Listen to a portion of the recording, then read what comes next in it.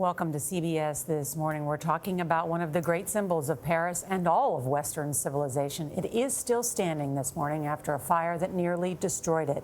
Flames brought down the spire and much of the roof at Notre Dame Cathedral yesterday.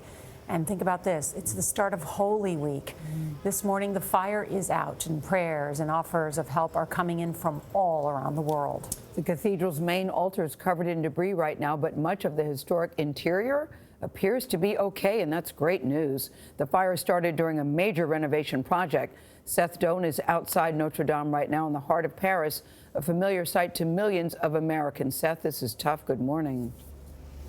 Good morning. The Paris prosecutor is saying that they are working under the belief that this fire was started by an accident, and there are around 50 people working on the investigation. Paris today is stunned, is heartbroken, and newspaper writers have been trying to put those emotions into words. This headline reads, "Tears." This one reads, "Disaster."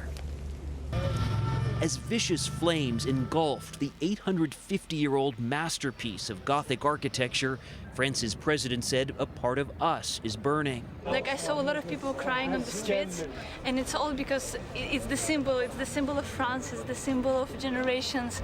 The fire broke out in the attic around 6:50 local time, about 5 minutes after Notre Dame closed for the day.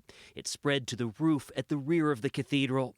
In less than an hour, flames spread to its giant spire, which just 13 minutes later collapsed.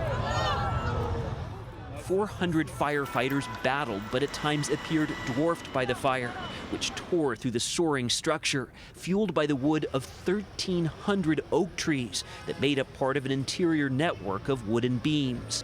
Dropping heavy water from the air was not an option for fear it had caused the entire structure to collapse. 2/3 of the roof was ravaged.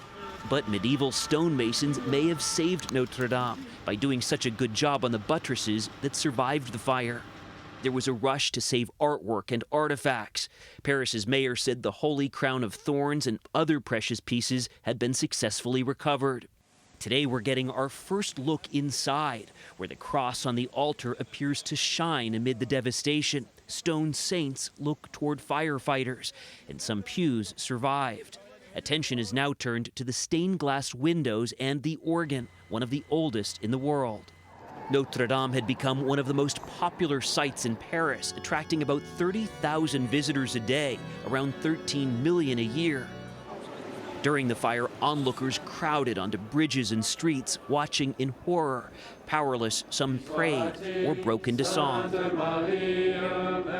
French president was defiant. The worst has been avoided, he said, adding, "We will rebuild." Other presidents, a pope, and people around the world have been paying tribute and also making pledges to help rebuild Notre Dame, already in the hundreds of millions of dollars. Gayle? Seth Doane outside Notre Dame, we thank you.